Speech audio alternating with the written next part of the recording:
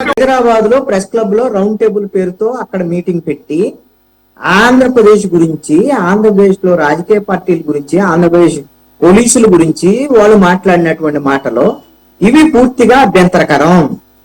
ఈ విషయంలో ఆంధ్రప్రదేశ్ లో ఉన్న రాజకీయ పార్టీలన్నీ కూడా ఏకతాటిపైకి వచ్చి ఇలాంటి అప్రజాస్వామికమైనటువంటి వ్యాఖ్యల్ని ఖండించాల్సినటువంటి అవసరం ఉంది అనేటువంటిది నా సూచన. వైఎస్ఆర్ కాంగ్రెస్ పార్టీ అది ఖండిత ఇంకోటి ఖండిస్తారా లేదని నేను చెప్పను. ఎందుకంటే ఇది చెప్పండి రమేష్ గారు, చెప్పండి ఏం చేయలేపుతున్నారు? అదే మీరు చెప్తున్నారు కదా, మాకు పోలీసులు ఉన్నారని చెప్పి తెలంగాణ వాళ్ళు మాట్లాడారని. చంద్రబాబు నాయుడు గారు ఓటుకు నోట్ల కేసులో ముద్దాయిగా ఆ రోజున ఉన్నప్పుడు నాకు సిఐడి ఉంది, నాకు సిబిఐ ఉంది, నాకు ఏసీబీ ఉందని చెప్పి ఆయన మాట్లాడారు. ఆ మాటలు కూడా మీరు ఉదాహరిస్తూ చెప్పండి. ఆ రోజు చంద్రబాబు నాయుడు గారు మాట్లాడిన మాటలు కూడా తప్పే కదా. వాళ్ళకి పోలీసులు, మాకు పోలీసులు ఉన్నారు, మాకు ఏసీబీ ఉంది, మేము చూపిస్తాం. ఏంటి ఎవరు ఏ ప్రభుత్వం ఏ రాష్ట్రం వాళ్ళు ఆ రాష్ట్రం అలా మాట్లాడటం కరెక్టా?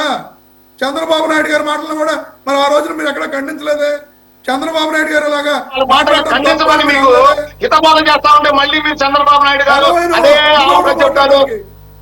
ఇప్పటికైనా సిగ్గు తెచ్చుకోండి. కృష్ణాంజలి గారు చెప్పింది మీకు అర్థం కాలేదనుకుంటా. ఒక ఆంధ్రప్రదేశ్ పౌరుడుగా వాళ్ళు మాట్లాడే మాటల్ని ఖండించమని ఉన్నారు. అజయ్ గారు మీరు ఒక నిమిషం ఆగండి. అజయ్ గారు మీరు ఒక నిమిషం ఆగండి. అలాగే రమేష్ గారు మీరు మాట్లాడేటప్పుడు నువ్వెవడు మీరు ఏంటది? ఏంటా భాష ఏంటి? ఏంటా భాష ఏంటి? ఏంటా భాష? మీరేమన్నా కొత్త? ఏంటా భాష అది? ఒక పక్కన కృష్ణాంజలి గారికి అడ్డం పడ్డారు. మాట్లాడండి. నువ్వెవడు ఏంటి? ఏ మాట? ఆయన కూడా అదే మాట అంటాడు. ఇదే సరిపోద్ది. 2 గంటల పాటు ఇదే సరిపోతుంది. ఇది ఒక టాక్టిక్స్ అయిపోయింది, డైవర్ట్ చేయడం. డిబేట్లు కూడా పాలిటిక్స్ లో లాగానే డిబేట్లు డైవర్ట్ చేయడం కూడా టాక్టిక్స్ అయిపోయింది. రైట్ సార్ కృష్ణ సురేష్ గారు, ఇది నా అభిప్రాయం. అందరూ అన్ని రాజకీయ పార్టీలు ఇలా ఉండాలి. మీరు ఆగండి సార్. అన్ని రాజకీయ పార్టీలు ఈ వైఖరితో ఉండాలి అనేది నా అభిప్రాయం. వైఎస్ఆర్ కాంగ్రెస్ పార్టీ అంగీకరించకపోతే అంగీకరించదు. దానికి ఎందుకు ఇప్పుడు మీరు అంగీకరించను? కృష్ణాంజనేయులు నువ్వు చెబితే నేను అంగీకరించను అని నువ్వు నన్నేమి బలవంతం చేయనక్కర్లేదు. అంగీకరించకుండా ఉండండి. రేపొద్దున మీకు సమస్య వస్తుంది, రేపొద్దున ఇంకోళ్ళకి సమస్య వస్తుంది. వాళ్ళకి వచ్చింది కదా అని మరి మీకు వచ్చింది వాళ్ళు. అది ఇప్పుడు మీరు మాట్లాడేది నేను మాట్లాడేటప్పుడు మీరు మాట్లాడితే వినపడదండి. కృష్ణాంజలి గారు, ఏ ప్రభుత్వం అయినా ఏ పోలీసులు అయినా కానీ ఏపీకి సంబంధించిన వాళ్ళేగా. ఏ పార్టీ ఉంటే ఆ పార్టీగా బాధ్యత వహించాల్సింది. ఇక్కడ ఒక అంశం అండి, మీరు రమేష్ గారు మీరు అసలుకి అంగీకరించకపోండి నా వాదన ఓకే. మీరు వదిలేసే నా వాదన చెప్పనండి కొద్దిగా. మీరు అంగీకరించవద్దు. మీకు నేను వైఎస్ఆర్ కాంగ్రెస్ పార్టీకి చెప్పటం లేదు.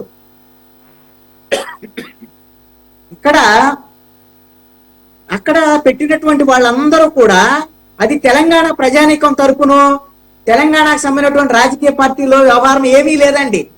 ఇదంతా ప్రాంతీయ విద్వేషాలు రెచ్చగొట్టడం ద్వారాగా వాళ్ళ వ్యక్తిగతమైనటువంటి లాభం పొందాలనేటువంటి కొంతమంది వ్యక్తులు, ప్రచారం పొందాలనేటువంటి కొంతమంది వ్యక్తులు చేస్తున్నటువంటి పన్నాగం ఇది. 2 రాష్ట్రాలు అన్నదమ్ముల్లాగా విడిపోయాయి. ఎవరు దారిన వాళ్ళు ఉన్నారు, ఎవరు పరిపాలన వాళ్ళు చేసుకుంటున్నారు. అక్కడ ప్రభుత్వం, ఇక్కడ ప్రభుత్వానికి సంబంధించినటువంటి సమస్యలు ఉంటే మనం మాట్లాడుకుంటారు అంతే తప్ప ఇదేదో ప్రొఫెసర్ నాగేశ్వరికి సంబంధించినటువంటి ఆయన ఏదో వెళ్ళి ఒక 100 మంది పోలీసులు వెళ్ళి అరెస్ట్ చేసి ఏదో తీసుకెళ్లి కారాగారంలో పెట్టినట్టుగా ఇక్కడేం అంత వ్యవహారం ఏమి లేదు కదా. ఒకటి నేను ఒక సూచన చేయదలుచుకున్నా అండి. ఆయన మాట్లాడినటువంటి విషయాలు ఆడిజోలికి నేను వెళ్ళను, చాలా సందర్భాల్లో మాట్లాడాను. కాబట్టి ఎవరి గురించి అయినా మనం ఒక మాట మాట్లాడేటప్పుడు మనకెంత రాజ్యాంగబద్ధంగా మనకు హక్కు ఉంటుందో మన మీద మాట్లాడేటువంటి వాళ్ళకు కూడా, అవతల వాళ్ళకు కూడా ఇదే హక్కు ఉంటుంది అనేటువంటి విషయాన్ని ముందు గమనించాలి. ఇది ఉండట్లేదండి ఎవరికైతే రాజకీయ పార్టీలకు కానీ. లేకపోతే ఇప్పుడు సపోజ్ నేను డిబేట్ లో ఈ రోజున నేను ఒక అనలిస్ట్ గా వైఎస్ఆర్ కాంగ్రెస్ పార్టీ అవినీతికి పాల్పడింది, కుంభకోణాలుగా పాల్పడింది అని నాకున్నటువంటి సమాచారం మేరకు నేను మాట్లాడినప్పుడు నువ్వు కాదు, నువ్వు కృష్ణాంజనేయులు, నువ్వు అది ఇది అని మాట్లాడేటువంటి అవకాశం అయితే వైఎస్ఆర్ కాంగ్రెస్ పార్టీ ఆయనకి రమేష్ గారికి ఉంటదిగా. దానికి నేను యాక్సెప్ట్ చేయలేదనుకోండి, నేను యాక్సెప్ట్ చేయకపోతే నాకెక్కడ హక్కు ఉంటుంది నేను ఆయన గురించి వాళ్ళ వైఎస్ఆర్ కాంగ్రెస్ పార్టీ గురించి నేను మాట్లాడటానికి? అందుకని ప్రొఫెసర్ నాగేశ్వర్ ఏదైతే తను ఇప్పుడు వరకు అనాలిసిస్ చేస్తూ వస్తున్నారో, లేదా కొన్ని వ్యాఖ్యలు చేస్తూ చాలా చాలా విషయాల మీద మాట్లాడుతూ వస్తున్నారో, ఎవరైనా హట్ అయినటువంటి వాళ్ళ పార్టీ వాళ్ళు ఒక్కొక్క స్టేజ్ వాళ్ళు ఒక్కొక్క దశలో వాళ్ళ యొక్క స్టేజ్ని బట్టి వాళ్ళు రెస్పాండ్ అవుతారు. ఇప్పుడు సోషల్ మీడియాలో ఉండేటువంటి వాళ్ళు వాళ్ళ స్థాయి, వాళ్ళ ట్రోలింగ్, వాళ్ళ భాష, ఇవన్నీ ఎవరు నియంత్రించగలరు? ఎవరు నియంత్రించలేడు. నువ్వు వెళ్ళి ప్రొఫెసర్ నాగేశ్వర్ వెళ్ళి డీజీపీ కంప్లైంట్ చేశారు. డీజీపీ కంప్లైంట్ చేస్తే డీజీపీ వాళ్ళు, తెలంగాణ డీజీపీ వాళ్ళు ఆయన మానిటరింగ్ చేసి ఆయనకు సంబంధించినటువంటి యూట్యూబ్ ఛానల్ కానీ మిగతా అట్లు ఏమైనా అలాంటి వ్యాఖ్యలు ఉంటాయా ఏంటి అనేటువంటి దాని మీద వాళ్ళు హెచ్చరికలు జారీ చేస్తారు. అంతే తప్ప ఈ విధంగా వచ్చేసి ఆంధ్రప్రదేశ్ ప్రజల మొత్తాన్ని మేము తిట్టేస్తాము, ప్రాంతీయ విద్వేషాలను రెచ్చగొడతాము అనేటువంటి విధంగా మాట్లాడటం వెనక, నేను ఆ మీటింగ్ వెనక పొలిటికల్ ఎజెండా ఖచ్చితంగా ఉంది అని నేను అనుకుంటున్నాను. నా దాంట్లో ఎటువంటి డౌట్ కూడా లేదు. ప్రొఫెసర్ నాగేశ్వర్కి అయితే ఆ ఎజెండా తెలిసి వెళ్ళాడని నేను అనుకోవట్లా. ఆయనకు కావాల్సింది ఏంటి అంటే తనకు మద్దతు ఇచ్చేటువంటి వాళ్ళు ఎంతమంది ఉన్నారు అనేటువంటిది చెప్పుకోవడానికి ఎక్కువ ప్రాధాన్యత ఇస్తూ ఆయన కనపడ్డటువంటి వ్యవహారం. అదే వాళ్ళందరూ చూసి వీళ్ళందరూ నాకు మద్దతు ఇస్తున్నారన్నాడు.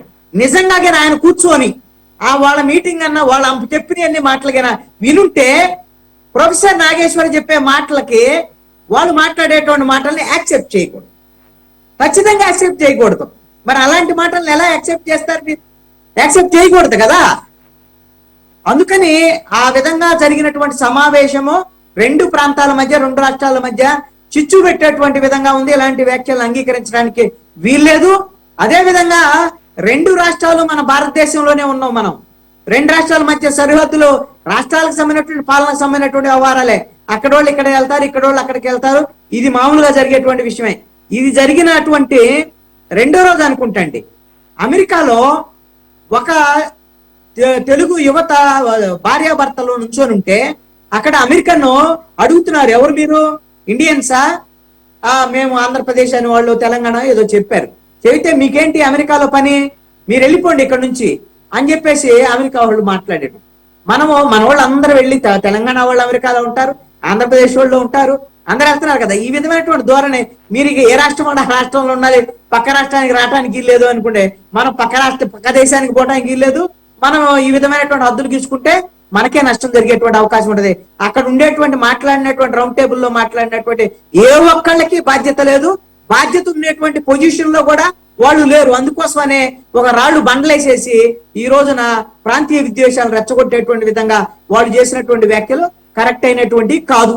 దాన్ని కూడా మేము వ్యతిరేకించబో, అలాంటి వాటిని కూడా ఓకే అని, దాన్ని కూడా రాజకీయం చూస్తాం అనేటువంటి వైఎస్ఆర్ కాంగ్రెస్ పార్టీ మాట్లాడింది అనుకో, అది వాళ్ళ విజ్ఞతకు వదిలేస్తా ఉన్నా అనేటువంటిది నేను చెప్తాను.